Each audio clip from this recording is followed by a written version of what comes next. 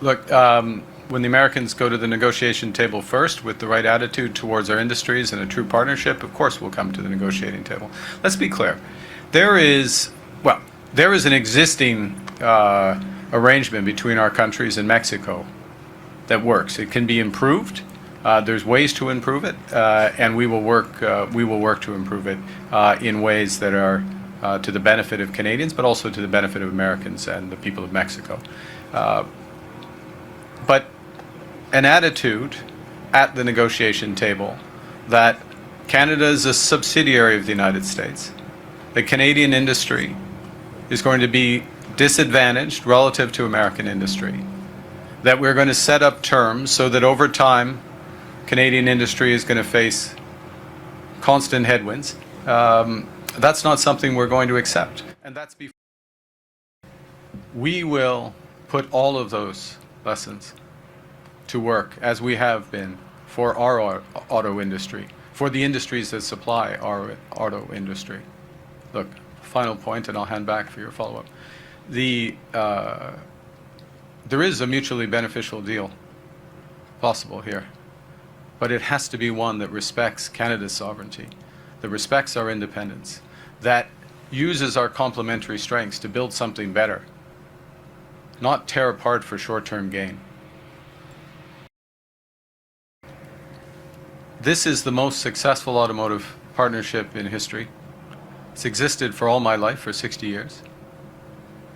And the President is doing what we not just suspected, but we had confirmed through the terms that they were offering. Instead of a quick change to the terms in the automobile industry, they were putting on the table terms that gradually would have that impact. And we wouldn't accept that. So it's very revealing that this is where they go.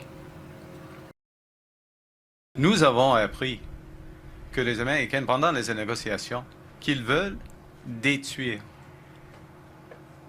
Ils veulent détruire nos grandes industries, y compris l'industrie de l'automobile, l'industrie de l'acier et de l'aluminium, avec des termes de négociation qui ne sont pas équitables. Et c'est une des grandes raisons pour lesquelles nous avons dit non.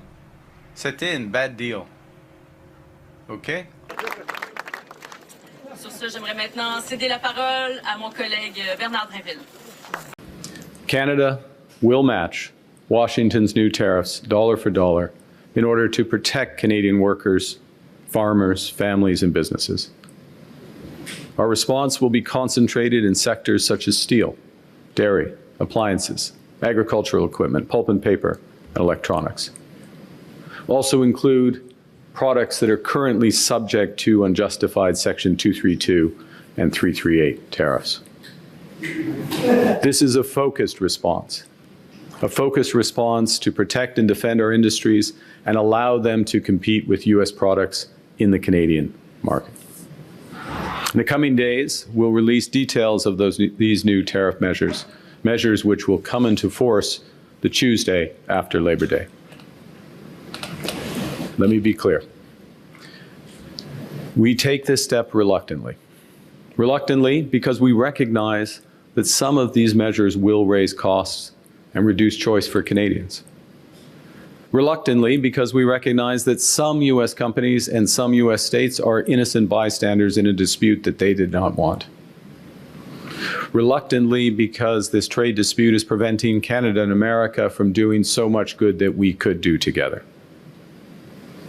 But at the same time, we take this step confident that it is in the best interest of Canada. And that by rejecting a bad deal, by standing up for Canada, by focusing on what we can control, we will build Canada strong for all. We can't control the storm that blows in from Washington. We can, however, chart a new course by building Canada strong at home and diversifying our trading relationships abroad. Nous sommes maîtres chez nous et le partenaire par excellence à l'étranger. For over a year, Canada has worked intensively and in good faith with the United States to negotiate a new comprehensive trade deal. We've been pragmatic, patient, and persistent. We pursued every opportunity to reach an agreement that protects Canadian workers and their families, that strengthens our economy, and that respects Canadian sovereignty. We've been under no illusions. We recognized from the start. I observed that the decades-long process of steadily increasing integration between our economies was over. Our government understood before many that America would transform all of its commercial relationships, that it would put a series of tariffs on its closest allies and use economic integration as a weapon. We recognize that sometimes its signature was written in pencil.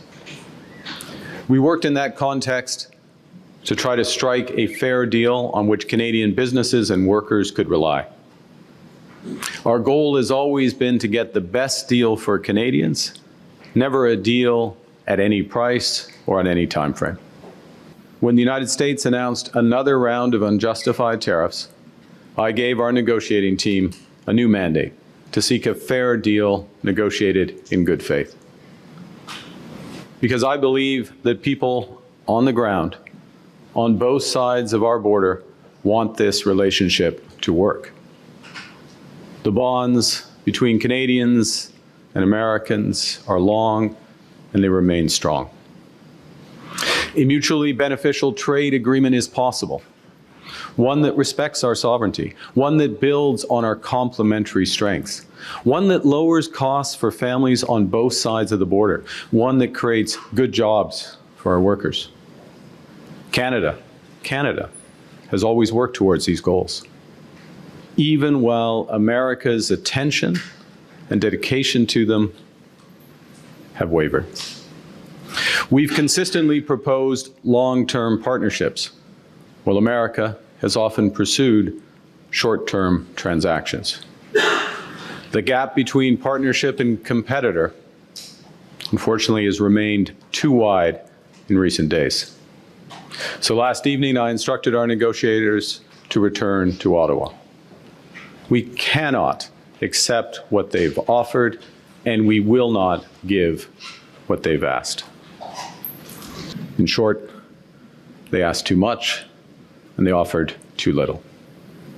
More fundamentally, the cumulative effect of U.S. demands revealed the limits of their commitment to a true economic partnership. As I said earlier, as a result, last evening I suspended trade negotiations with the United States and directed our negotiators to return to Ottawa. I want to thank Minister LeBlanc and our chief negotiator, Janice Charette, their team.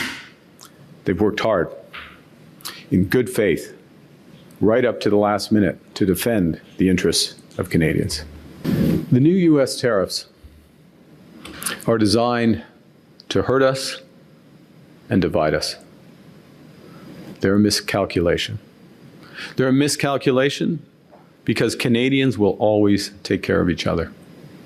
We know we're stronger together.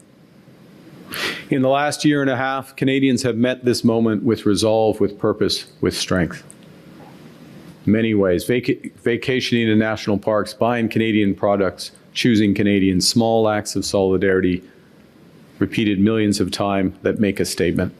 We're masters of our destiny. This government is matching that spirit with $25 billion to protect Canadian workers and businesses hurt by American tariffs. We're helping small and medium-sized businesses respond by investing in equipment, in productivity, and supply chain resilience. And we're financing large companies to keep large employers operating and to retain their workers. We're helping those hardest hit industries retool and pivot to those new international markets. And we are being our own best customer. We have the right plan to build Canada strong. We're on track, and it's working. At the same time, we recognize that some of the biggest payoffs of this plan, of this transformation, will take time. Canada is becoming stronger and less dependent on America. We are already giving ourselves more than they can take away, and we are just getting started. As we observed earlier this week in St. John's, Canadians don't submit to the weather, we thrive in it.